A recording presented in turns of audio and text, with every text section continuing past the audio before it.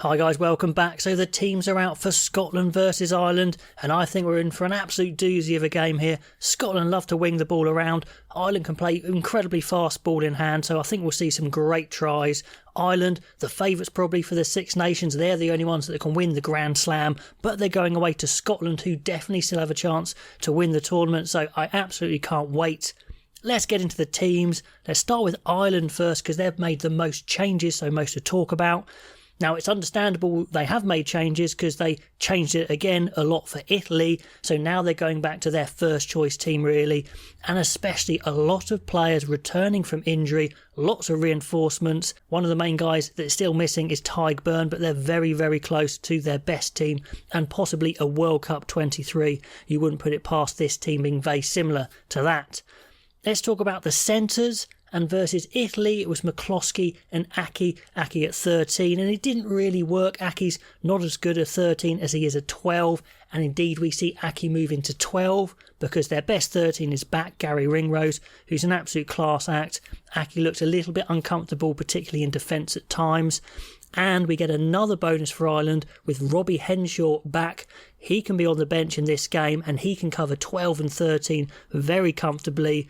Now, they could probably do with giving him some time at 13, but you probably wouldn't take Gary Ringrose off unless you had to. Anyway, it does look like Henshaw is covering the back three as well. I think that would just be an emergency one, so expect the back three to go a whole 80 if they can. Stuart McCloskey, yeah, definitely unlucky not to be in the 23, but with those four centres and maybe Osborne as well, that's a lot of depth in quality centres, I think, so that's looking really good. Now, half-backs. Unsurprising, Johnny Sexton is straight back in. Gibson Park probably needs some more game time before he starts, so it's Conor Murray for now.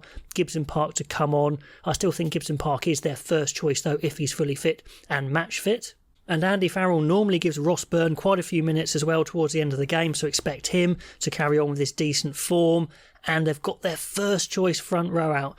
Definitely their World Cup front row if they can get it together. Porter, Sheehan and Furlong. And almost their perfect backup front row as well, because we've got the 121 capper Cian Healy, incredibly strong, just a brick of a guy as the replacement loosehead. Yes, Beelam's injured, but they do have Tom O'Toole on the bench as well, who's a quality act, I think. And then you've got Kelleher backing up Sheehan, so looking incredibly strong in that front row. Farrell's reverted to his best back row, or his preferred back row of Amani, Josh van der Fleet and Caelan Doris. On the bench, we see Ryan Baird come in, and I love Ryan Baird because he is an impact player. He's very quick, he's very rangy, gets his arms into all sorts of positions for charge downs in mauls. Could play big six, but expect to change up in the back row to be Jack Conan to 8, and then they'll slide Doris to 6. That tends to be the way they go. And then the other players I have mentioned. And then onto the home team, Scotland. Sure, they lost against France and they were dreadfully disappointed, but they did play some really good rugby and only a couple of changes in this game. So I think they can be confident. They're at home. I think they're going to be really gunning for this one. A couple of changes. One of them was enforced. Grant Gilchrist, obviously banned for his high shot against France. So we get the brothers playing together in the second row, the Gray brothers. I really like it when brothers play together in a team. Creates a special sort of energy, especially when they're so close together in that second row. Cummings comes onto the bench to cover. Now, an interesting tactical change in the back row. In previous years, Hamish Watson was almost undroppable, but there's a lot of other good options at 7. Obviously, Richie there today, the captain. You could have Darge, who's back fit as well. So Watson's really got to fight for his hands, not only to get the 7 shirt back, but just to stay in the 23. Matt Fagerson's been possibly one of their best back rowers, one of their best players of the championship, so he retains but on the blind side, and they bring the slightly bigger Dempsey into 8, and I'm still quite yet to be convinced by Dempsey at this level, so the big test for him against the world's number 1 team and possibly the best back row in the world as well. I think the best back row, the best number 8 at the moment as well in Caelan Doris, so big test for Dempsey. Let's see what he can do.